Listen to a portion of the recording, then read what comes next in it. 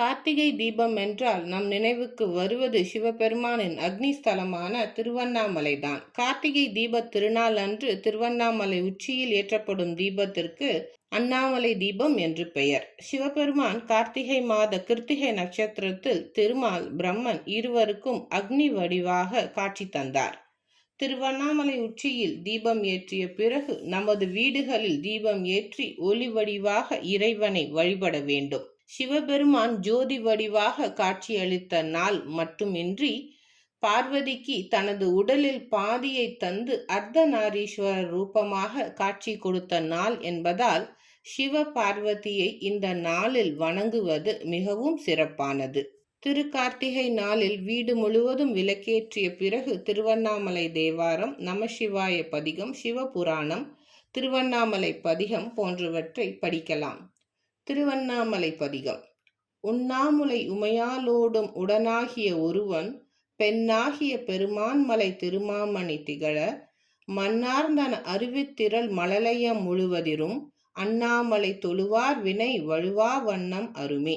இதன் பொருள், உண்ணாமுலை எனும் உமை அம்மையாரோடு எழுந்தருளியவரும் தம் இடது பாகம் முழுவதும் பெண்ணுருவாகி நம் ஈசனது மலை முழுவதும் அழகிய மணிகள் சுடர்விட மலையிலிருந்து விழும் அருவிகள் பொருள் புரியாத மழலை ஒளியோடு கூடிய முழவு போல ஒலிக்கும்.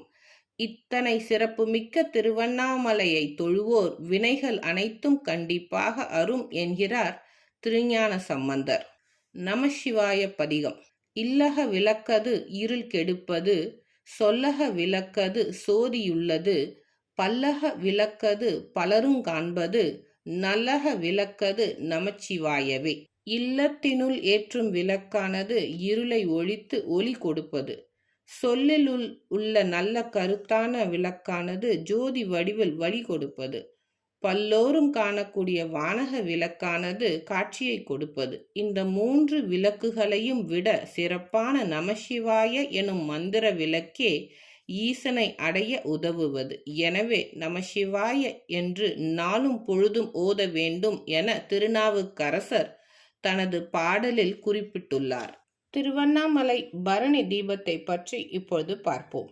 திருவண்ணாமலையில் திருக்கார்த்திகை தீபத் திருநாள் அன்று அதிகாலை 4 மணிக்கு அண்ணாமலையார் சன்னதியில் பரணி தீபம் ஏற்றப்படும். 5 விளக்குகள் ஏற்றி அவற்றை ஒரே விளக்காக இணைத்து பிறகு மீண்டும் 5 விளக்குகளாக ஏற்றுவார்கள்.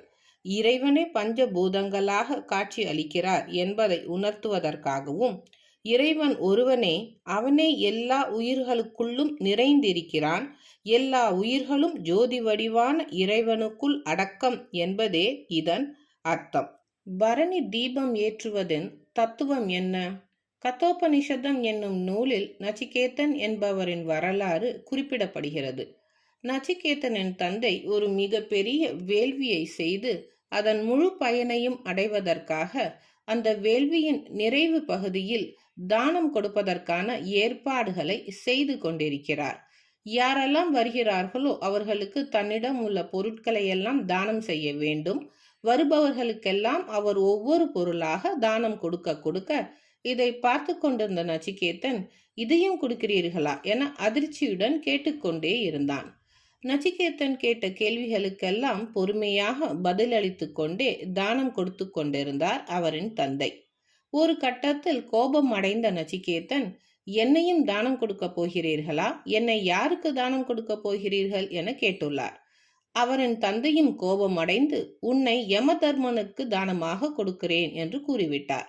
இதனால் உயிருடன் இருக்கும் போதே யமலோகம் சென்று விட்டான் நச்சிகேதன். யமலோகம் சென்று யமனிடம் அவன் பல வரங்களை பெற்றதுடன் பல கேள்விகளையும் கேட்கிறான்.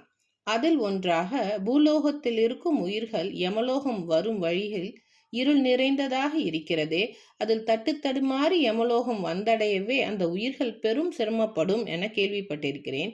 அப்படி அவர்கள் கஷ்டமின்றி யமலோகம் வந்தடையவும் இங்கு வந்த பிறகும் துன்பமில்லாமல் வாழ்வதற்கு ஏதாவது வழி உண்டா என கேட்கிறான்.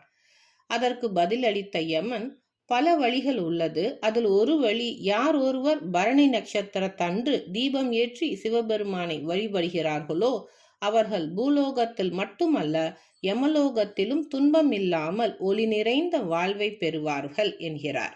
இதை கேட்ட நச்சிகேதன் பூலோகத்திற்கு செல்ல அனுமதி கேட்டு பூலோகத்திற்கு வந்து மனிதர்களிடம் எவ்வாறு வாழ வேண்டும் என்றும் பரணி தீபத்தை பற்றியும் விளக்குகிறார்.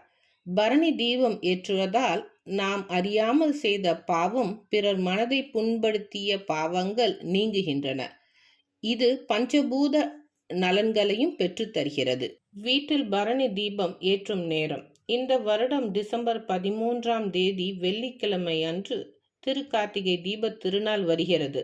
அதற்கு முந்தைய நாள், அதாவது வியாழக்கிழமை 12வது டிசம்பர் அன்று மாலையில் 6:30 மணிக்குள் பரணி தீபத்தை வீட்டில் ஏற்ற வேண்டும். வீட்டில் பரணி தீபம் ஏற்றும் முறை. வழக்கமாக ஏற்றுவது போல நிலை வாசலில் 2 தீபங்களும் பூஜை அறையில் விளக்கேற்ற வேண்டும்.